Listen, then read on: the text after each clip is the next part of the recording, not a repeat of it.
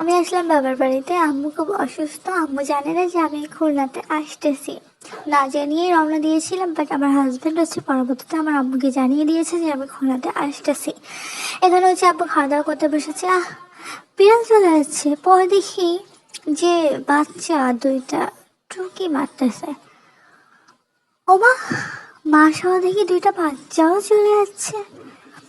আসলে আম্মুর মুখে শুনেছি যে আব্বু যখন খাবার খেতে বসে তখনই নাকি তারা আসে, তাছাড়া নাকি আসে না। ওরা হচ্ছে বুঝে গিয়েছে যে আমার মালিক আমাকে খাবার দেবে।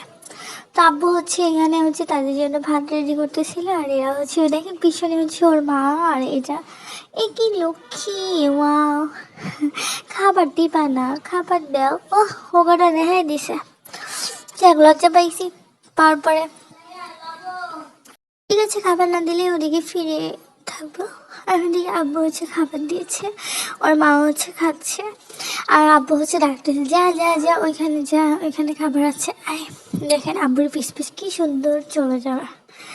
আর এইখানে ও আসতেছিল না, তাই আব্বু চিল্লাচ্ছিল। যাই হোক, আর উপরে ওই যে ওর বাপ, মানে বিড়ালের বাপ। আমার মা বলে কি আব্বুকে, ওই যে তুমি বিড়ালের বাপ, এই হচ্ছে বিড়ালের বাপ। যাই হোক, এই যে তার একটা সন্তান, মানে এরা হচ্ছে আব্বু খাবার দিছে যে তোরা খাবার খা, আর একজন উপর নিচ মানে খেলতেছে। কারা কারা হচ্ছে বিড়াল পছন্দ করে না, আমার তো বিড়াল অনেক পছন্দ, আমার অনেক ভালো লাগে। একজন হয়েছে বাবার কালারের মতো, আর একজন হয়েছে মায়ের কালারের মতো। আমরা সবাই খাইতে আসি।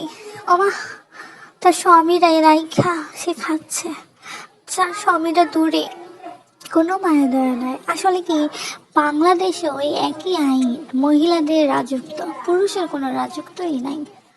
আজকে এটার বাস্তব প্রমাণ পাইলাম।